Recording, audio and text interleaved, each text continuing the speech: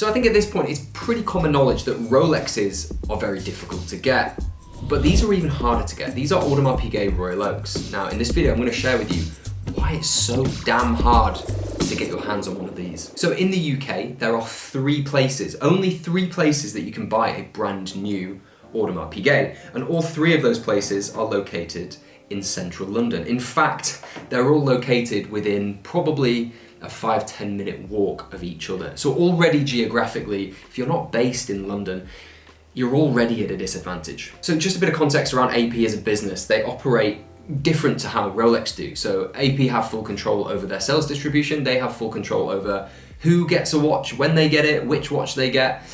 So they have full control, whereas Rolex don't. They basically sell their watches wholesale to authorized dealers, and the authorized dealers then have control over where the watches go. A bit of a side note, I think Rolex are going to change this with their recent acquisition of Piguet, who are a Rolex authorized dealer. They have the rights to sell Rolex and other watch brands also. I have a feeling that over the next few years, Rolex will take full control over this. So if you wanted to buy an AP today from one of these three boutiques, maybe not this one because this is a discontinued 15400, but if you wanted to buy, for example, this 15510ST green dial, you would have to either call AP, one of these three places, or you'd have to submit a request on their website. Either way, you have to basically submit an application to book an appointment. This is step one of their vetting process. They are going to be judging you hard, and there's a process, and it's going to get interesting throughout this video, but you know, the common theme here is they are vetting you hard. And let me be clear, they will not let you into AP House, the main AP showroom, without booking an appointment. In Harrods, yes, you can have a walk-in. In the Knightsbridge one, I'm not too sure, but you have to book an appointment for the AP House one, which is the main one, and it's pretty much where you're going to get allocated the watch that you want. So now you've submitted your application and you've given a time and a date that you would like to have your appointment. I would advise, as part of this process, make sure the paragraph that you write, you sound interested in the brand, and you know, you may share some of the things you like about AP, and maybe you mention some of the pieces you already have or whatever, but make sure you come across genuine and interested in AP as a brand. If you're lucky enough, if they like you, if they've vetted you and they kind of give you an initial pre-screening tick, you will be invited in, your application and your date and time will be approved, and they will welcome you with open arms, I'm sure. Now at this point in AP House, they will give you a tour, which is great. They'll show you a couple of pieces, they'll let you try some watches on, they'll give you a history lesson, and they'll educate you about the brand and why it's so special and why you should buy AP and no other brand. Like, it's pretty standard, it's pretty straightforward. Don't be deceived by their smiles and kind words. What they are doing at this point from the moment that you walk in the door is step two of the vetting process. They are literally seeing if you are the kind of person that they want to sell a watch to. And this isn't dissimilar to Rolex ADs. It's the same. They will ask you questions about your personal life. They will ask you what you do for a living. They won't ask you how much money you make, but they will make an informed decision based on your occupation. They will ask about family. They will ask about what you want to do in the future, what your plans are, where you live, if you travel, all this kind of stuff. They are basically seeing if the shape of you will fit into their mold that they have of who they sell APs to. Okay, so if you are a square and the AP mold is a circle, they will try once, and if you don't fit their criteria, they won't invite you back again. And this is an important part of this.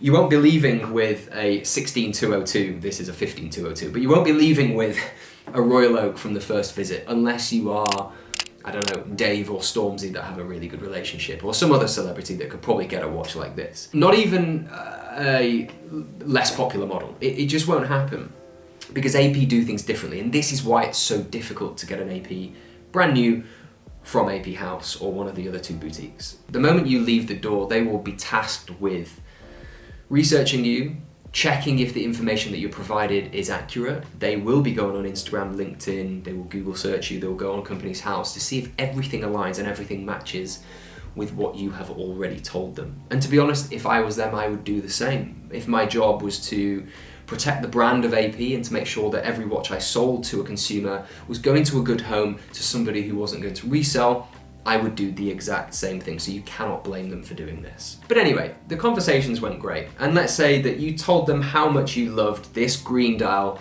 15510 ST Royal Oak. Well, unfortunately, if you thought it was difficult to get a sport steel Rolex, it's even harder to get a watch like this. Part of the reason is because Rolex have a wide range of different steel models like Yachtmasters, Submariners, GMTs, Daytonas, Datejusts, Skydwellers. Whereas AP not only have, but the most popular model is the Royal Oak. And yes, you can get a 16202 or you could get a steel skeleton Royal Oak, but generally speaking, pretty much everybody wants the Royal Oak. Maybe some offshore as well, but the Royal Oak is truly the most popular and most loved AP watch. And so with fewer models, there will be fewer watches to go to people, and there might be the same amount of people that want AP and Rolex. And unfortunately, what will end up happening is less people will be issued and allocated this watch. So you might get 10 people getting a Rolex sport steel watch, and you may get 1 or 2 people getting this watch right here. But anyway, we're feeling lucky, and you've got your name down on this so-called list. And unlike Rolex, what will happen now is you may get asked to go back to see AP again, to go speak to the sales rep again.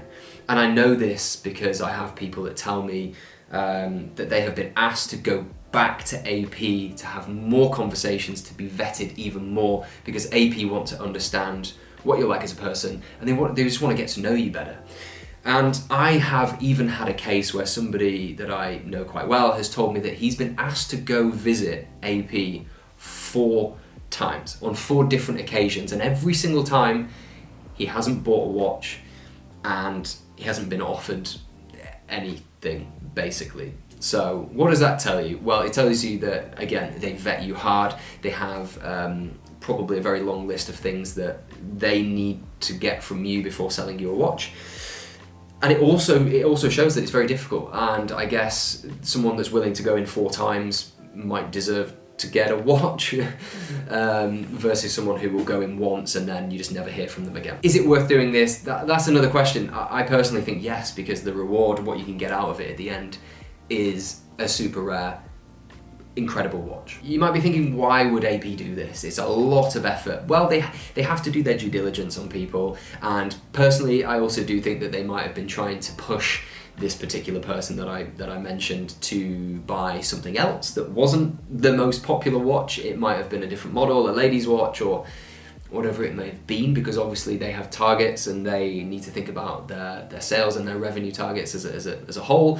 So maybe that was what was happening in this case, but I don't know the ins and outs of the conversations that they had confidentially, but that might have been a reason why he went in 4 times. But what I do know is AP are well within their rights. They are entitled to do this because they own their own sales process. They can do whatever they like, I guess, without obviously damaging what the consumer perception is of the brand. My advice I give to people that are trying to get APs directly from AP is exactly the same as what I say when people try and get a watch from Rolex from an AD.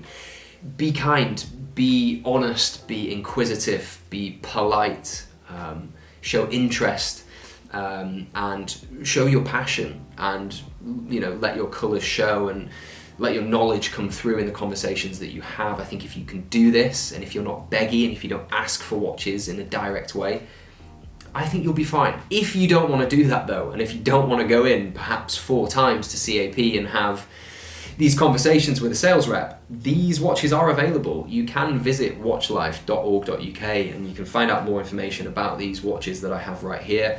You can go on Instagram and also see some more information about these APs, along with other Rolexes and Patek Philippe watches. And if you have your own experience with AP, I would love to know how it was for you. So please comment down below what it was like for you if you've been through this vetting process that AP have. But anyway guys, please like this video, subscribe if you haven't already, and I'll see you in the next one. Bye bye.